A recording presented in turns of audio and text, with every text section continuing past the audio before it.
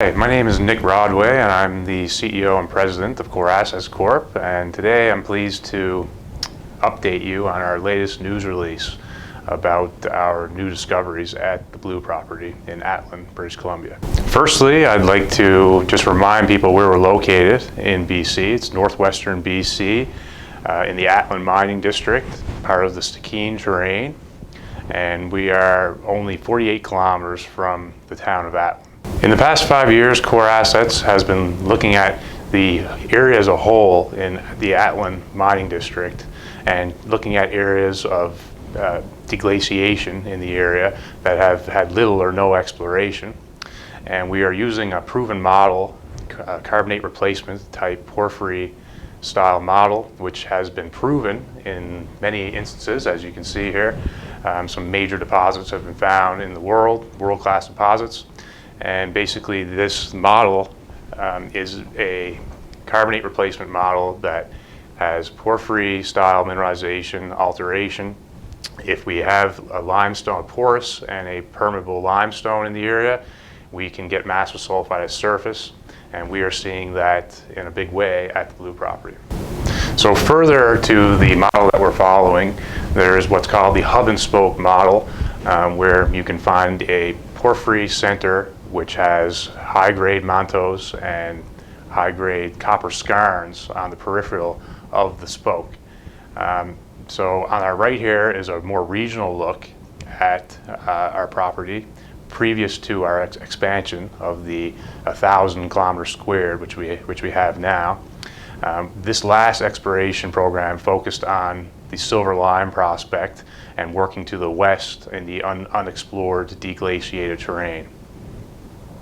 So further to our hub and spoke exploration model, as we went further west on our newly staked ground and focused more on the silver lime prospect, we began to find more and more carbonate replacement mineralization at surface, which consisted of massive sulfide, sphalerite, galena, chalcopyrite, and we were lucky enough to be able to outline, as seen on my left, your right here in this diagram here, which has the magnetics that was done by the government in the 1950s and has our sample locations located here. And it shows, as in the news release, we have a confirmed 6.6 kilometer diameter here and a width of 1.8 right now with highly altered rocks, and again, very significant mineralization.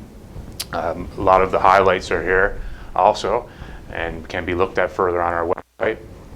One of the more substantial and more exciting discoveries that we made in the phase 1 program was the discovery of the Grizzly Manto.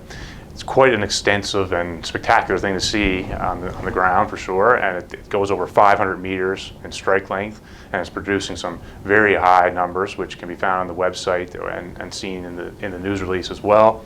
This Manto has been mapped up to 5 meters in thickness, and then of course it goes under the snow, and it's open to the northeast as well.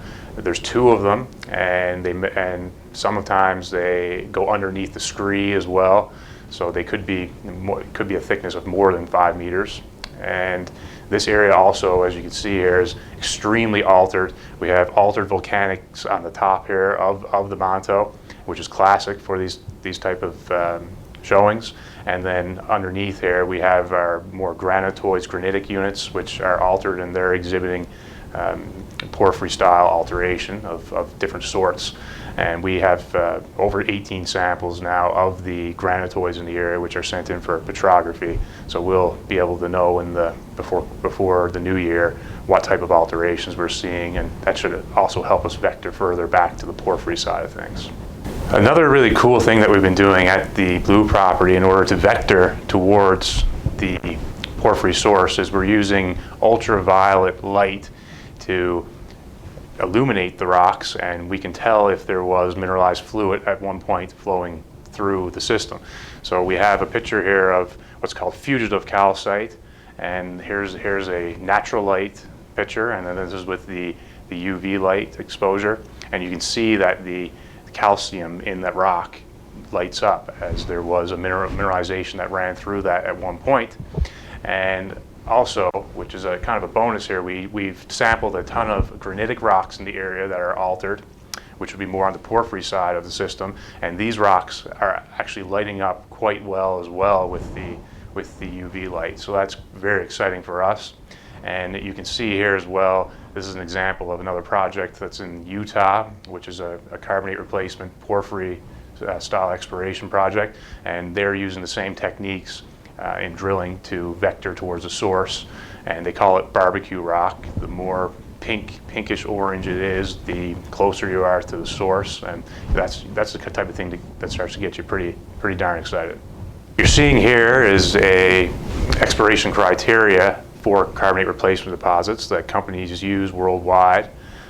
It's based upon the model that was created in 1990, and prior to that there wasn't a lot of work done and not a lot known about carbonate replacement deposits. So we use this checklist to find out, is it worth spending money on the property?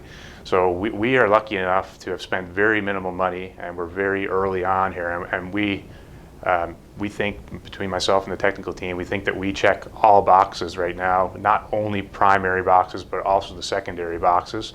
And you can see also there to my right that in red there, the reasons why we think that we can stand behind all these boxes being checked. Yeah, I'd just like to thank everyone for attending and watching the presentation, and also being a shareholder of Core Assets Corp. And if there's any further information, you can visit our website, and you can email me or call me directly, and I'd be happy to run you through some further technical aspects, or where we're going and what our plan is next. Thank you. Have a great day.